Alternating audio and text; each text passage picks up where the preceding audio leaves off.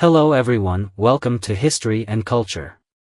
Prince, what should be done with the 80 craftsmen who sealed the Empress Dowager's tomb? A small officer of the Imperial Guard asked General Zhai Tao for instructions. Zhai Tao, with a grim expression, coldly replied, "Do I need to teach you? Kill them all, not one left alive." Upon hearing this, the officer immediately went to carry out the order. This scene took place in the last days of November 1908. On November 15, 1908, Empress Dowager Cixi passed away at the Hall of Ceremonial Mirrors in the Western Gardens, at the age of 74. This woman, who had once held the power of the late Qing dynasty and enjoyed immense glory, finally reached the end of her life. Her funeral was unprecedented in scale, with a procession so long that it took 5 full days. To transport her body to the eastern tombs of the Qing dynasty in Zhuanhua, Hebei.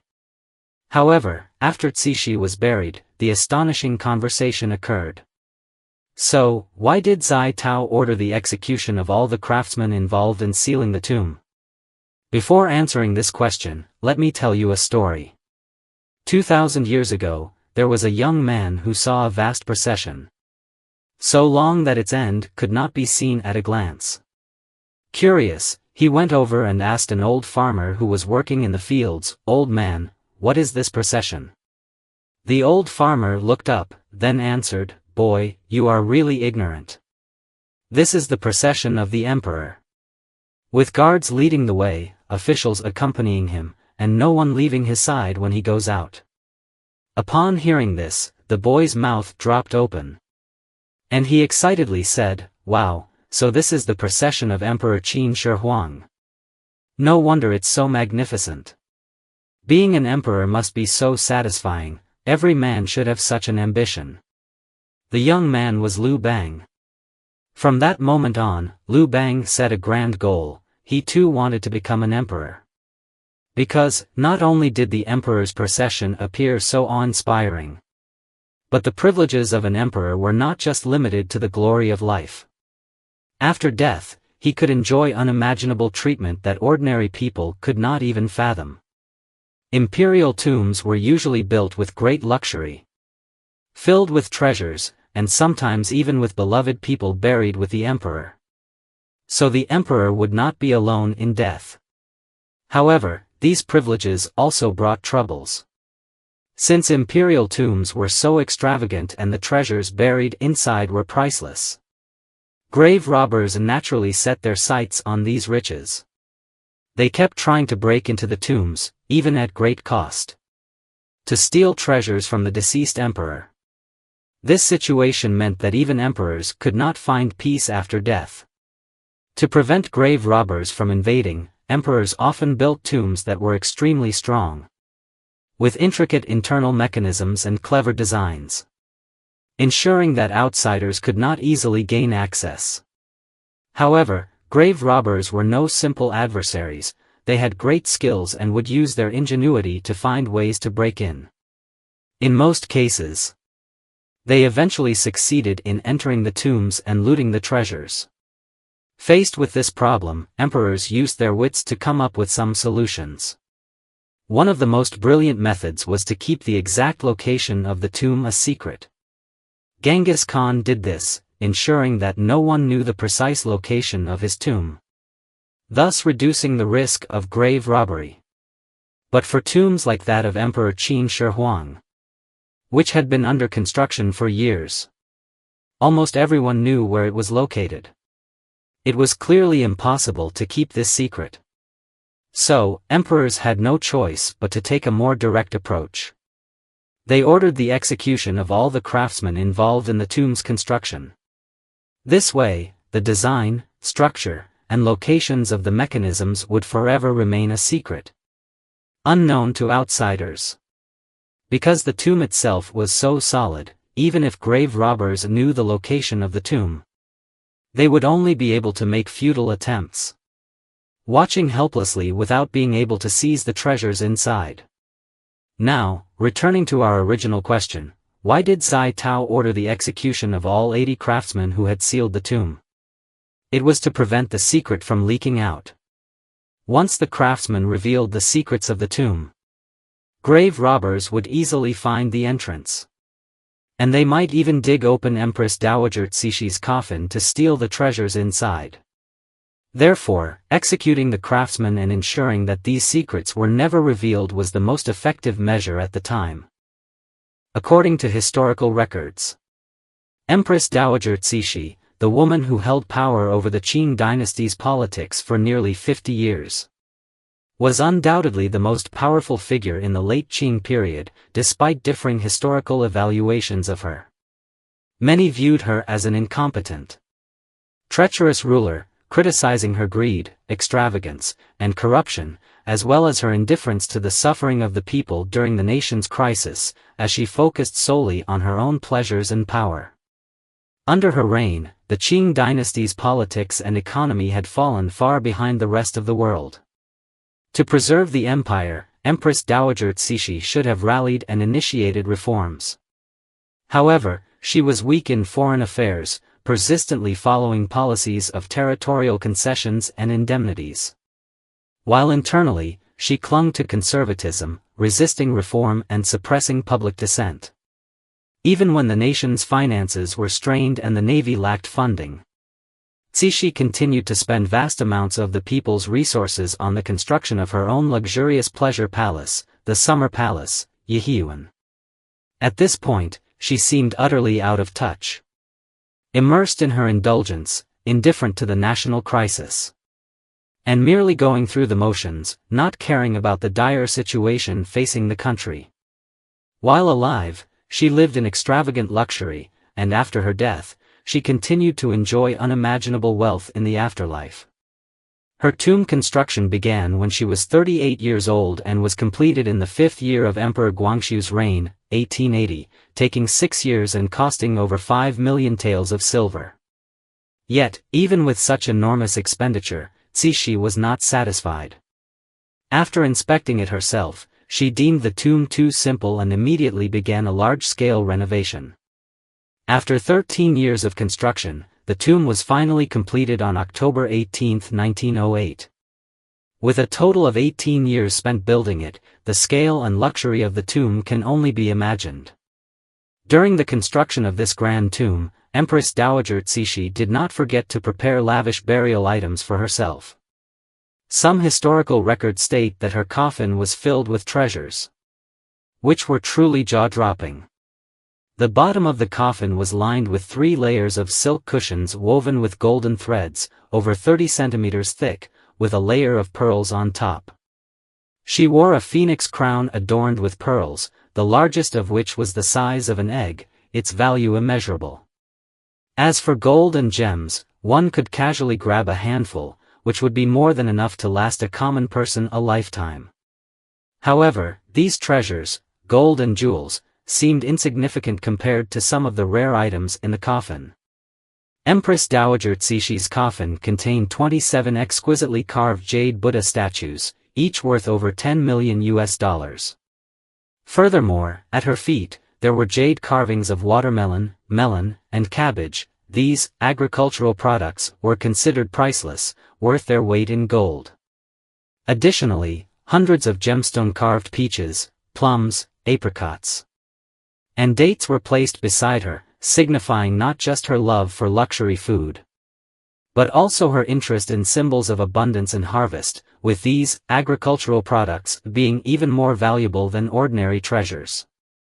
On either side of her coffin, there were precious craft items, including jade lotus flowers, jade coral trees, jade horses, and jade statues of the 18 arhats, totaling nearly 800 items. Finally, to fill the empty spaces in the coffin, 4 liters of pearls and 2,200 pieces of precious gemstones were added.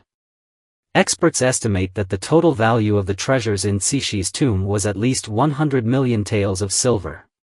In later generations, these treasures could be worth tens of billions of dollars.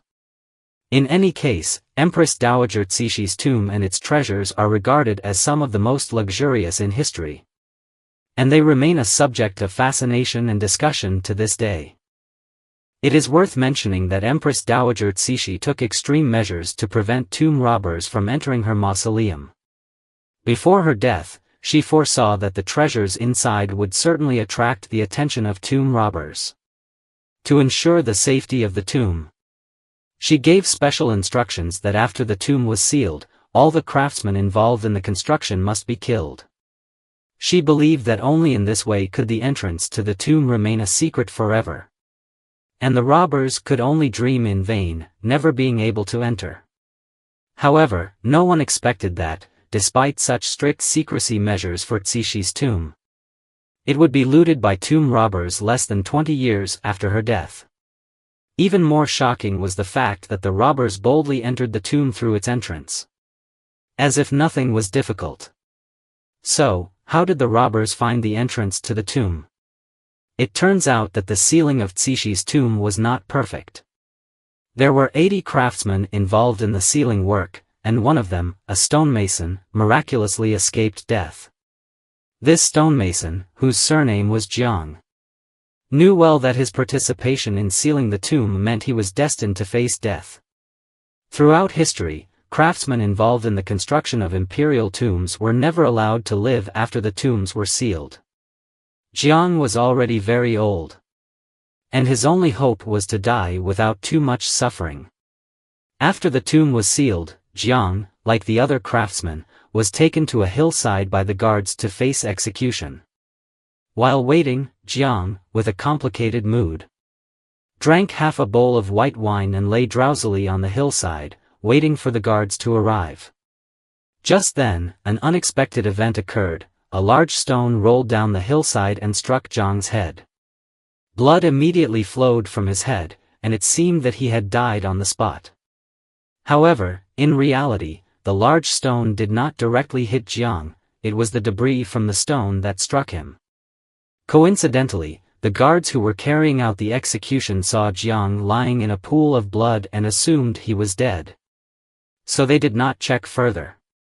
It is also possible that Zheng, in a moment of danger, cleverly played dead, successfully deceiving the guards and escaping death. Soon after, under the dim light of darkness and stars, Zheng felt a surge of relief. He was not afraid, instead, he felt that fate had given him a glimmer of hope. He traveled back home overnight, with the stars guiding him.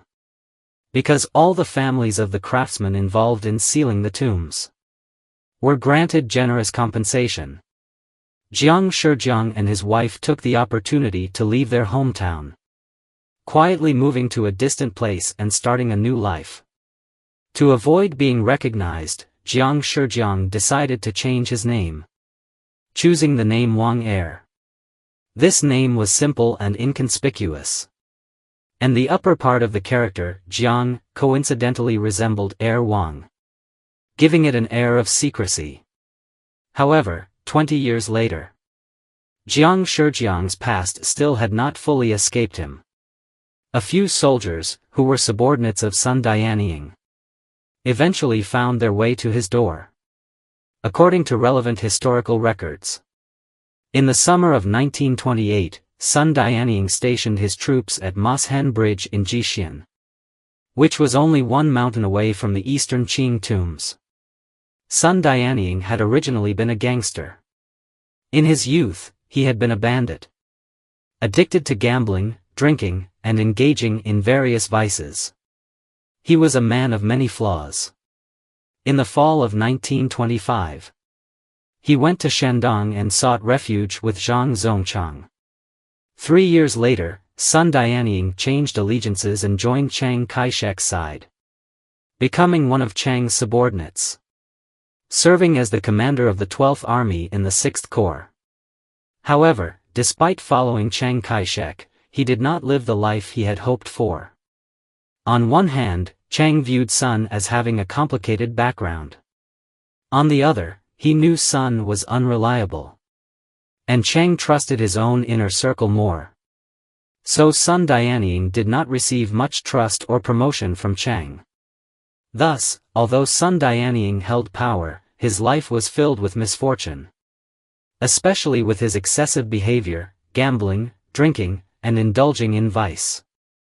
Which led him to consider a more extreme solution, tomb robbing. It was not surprising for a man without moral boundaries to resort to such actions.